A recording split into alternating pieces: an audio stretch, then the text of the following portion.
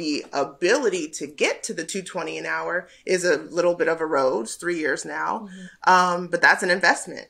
Yeah. And it was an investment I'm willing to make because now I can leverage those 12 hours that I spent and take a portion of that to go buy a home or invest in an online business or take a vacation. And it takes me less time to get that same amount of money.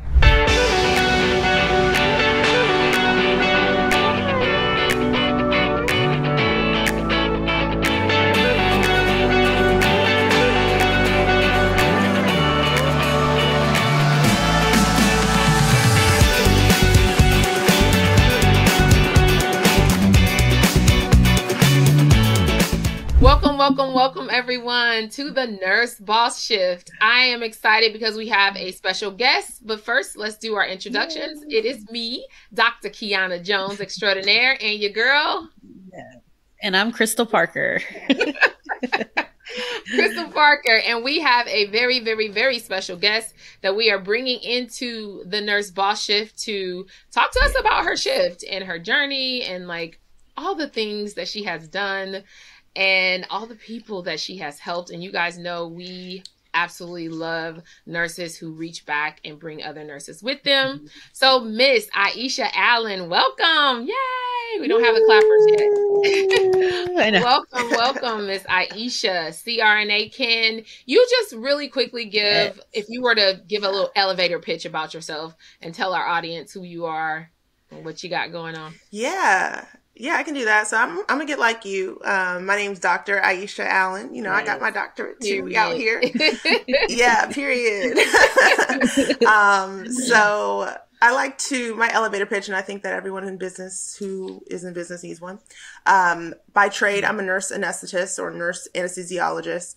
Anytime I'm outside of the operating room, though, I am fully engaged in either real estate investing or coaching nurses on how to leave the bedside. I feel like in nursing, and this may not be just only nursing, but because it's a female-dominated profession, they always ask us to make decisions off of like emotions.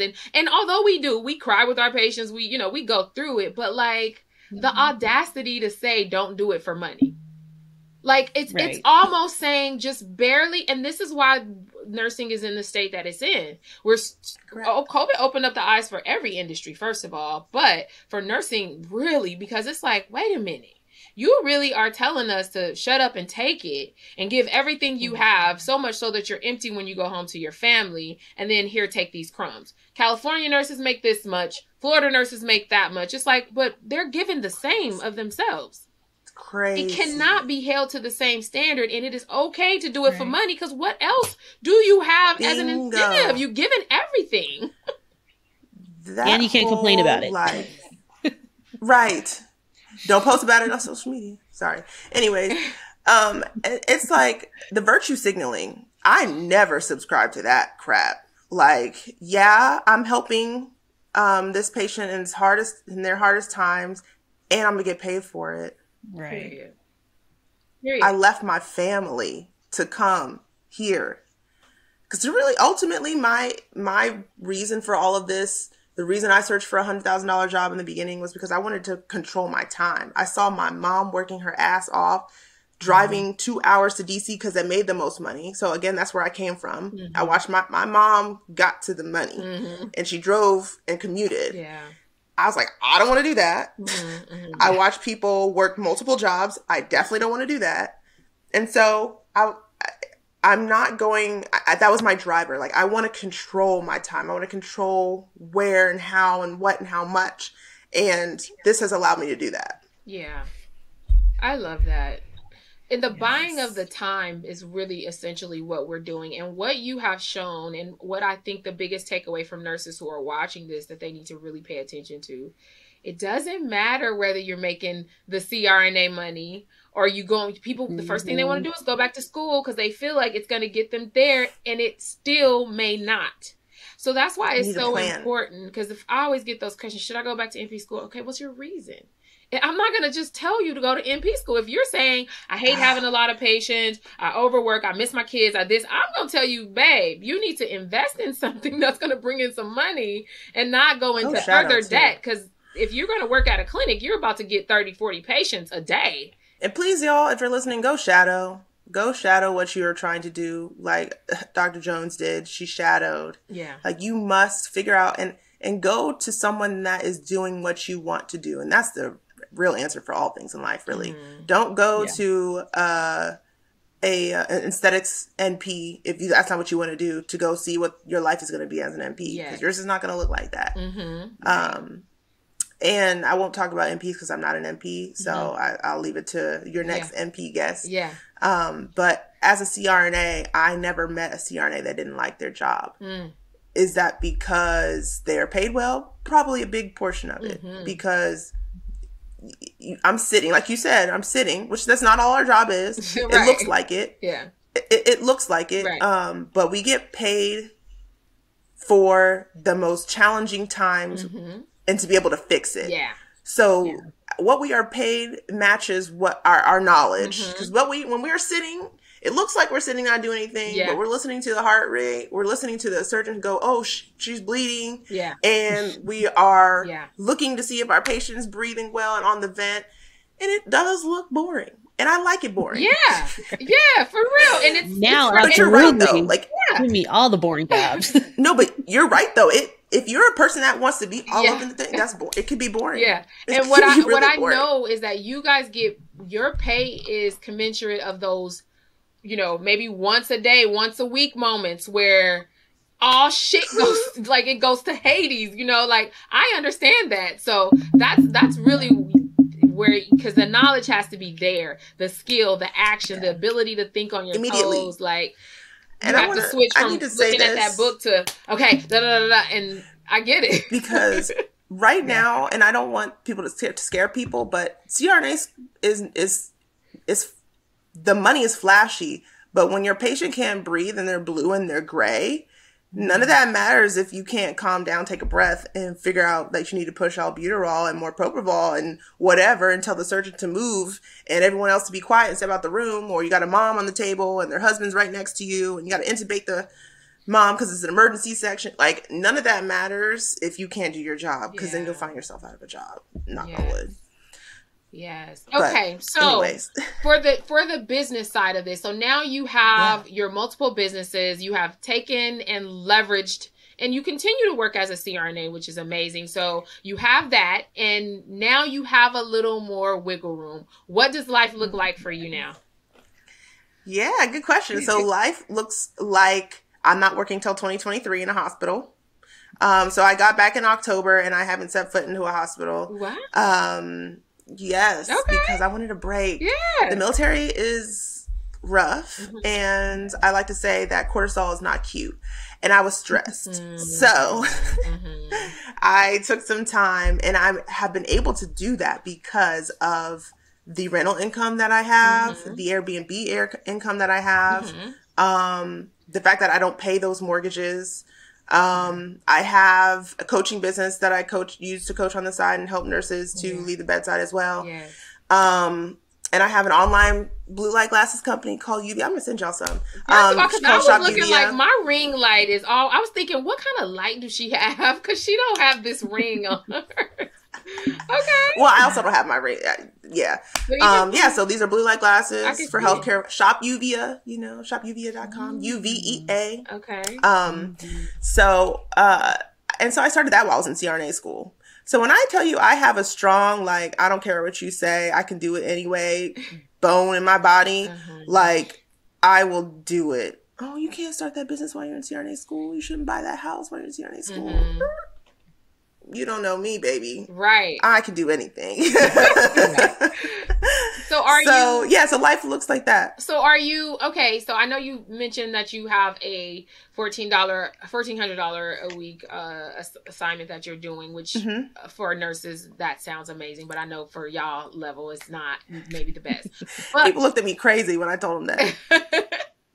But it must be rewarding to be able to make decisions off of your purpose and what feels good, and not just have to get what they throw at you, right? I think that is more than money can even buy when you're able to do that. But when it comes to your short-term rentals and, you know, all these other things, is that what is included? Like, are you helping other nurses to learn how to do short-term rentals? And what's the money like in short-term rentals anyway? I don't have a short-term rental, so it's... Yeah. So short-term rentals, and if you ask most people, like the billionaires, where they make their money, it's real estate. And I said earlier, I'm copying them. I don't have a billionaire in my family, so you're in my family now, Warren Buffett. I'm copying you. So I have taken tons of courses. I've paid a lot of people to, I had a lot of mentors. I've spent like I added it up, $65,000 the last 2 years on coaching and mentoring.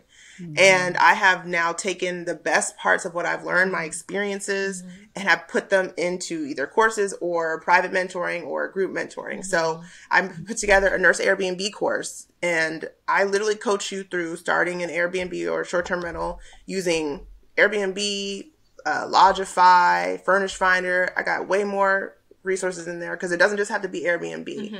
And so that's what I get into in the course. But I teach you how to find a place, whether you own it or not, get it under contract, and how to design it, how to furnish it, how to pick your customers that stay with you. Because a lot of people think, oh, well, how can I charge? I charge $400 a night for my Vegas property at the least. I remember your post about that, and that was during the time where they were saying you couldn't even get an Airbnb in Vegas.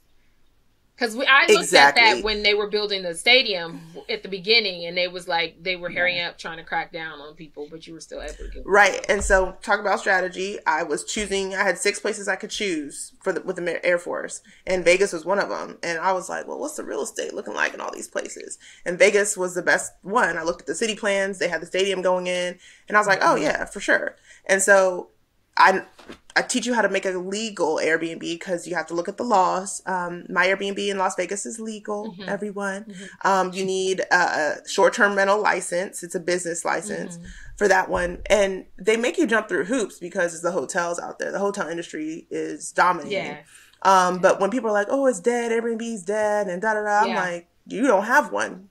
You must not have an Airbnb because I can easily pull in $5,000 a month just renting my home on the weekends, charging $400 a night, and other things that I include in my bonus section of the course, how to upcharge and things you can include to make your business more profitable. So short-term rentals completely changed my life. That's actually where I started. I bought a home in Vegas with the intention of short-term rentals because I was going to be living there.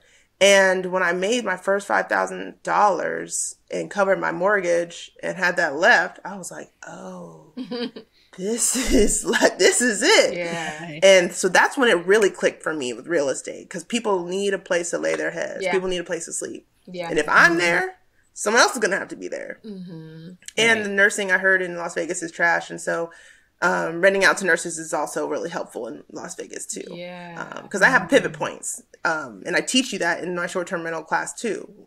Like, it's not just about Airbnb, which most of it is, but I teach you other platforms to use and what you can do in the winter months if you don't want to deal with tenants.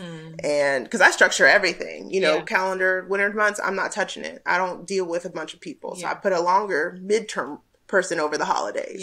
I'm giving y'all some of the tea. That's what I do.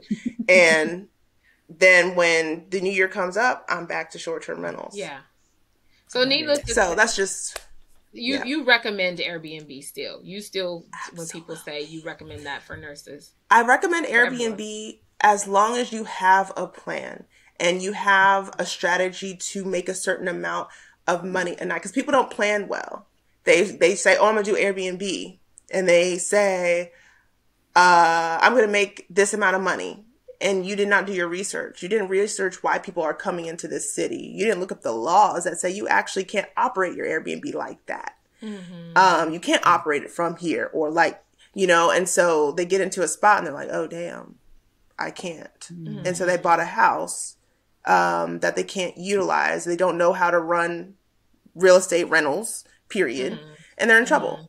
And so then what do? They end up having to sell their home, take it as a loss. It ends up, I could talk about this all day, floods the market, the local market where they are, drops prices, and you have this cycle. Now, if you choose properly, you choose a Las Vegas, or you choose in Austin, or you choose in LA, you don't really have to worry about all that. Yeah. Because people are always traveling there. Yeah. That's another story for another day. No, but that's good though, because I know it's a sexy word right now. You know, Airbnb, Turo, you hear about arbitrage, you hear about it all the time. And I've heard some people out there coaching on it, and that has not been very good, you know, of course.